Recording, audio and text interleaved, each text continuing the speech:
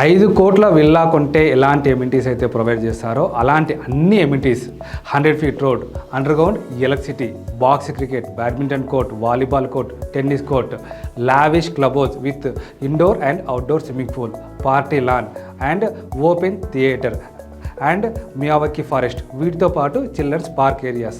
వీటికి అదనంగా అన్నింటికంటే ముఖ్యంగా 400 ఎకర్స్లో ఏదిలాబాద్ ఫారెస్ట్ ఏరియా.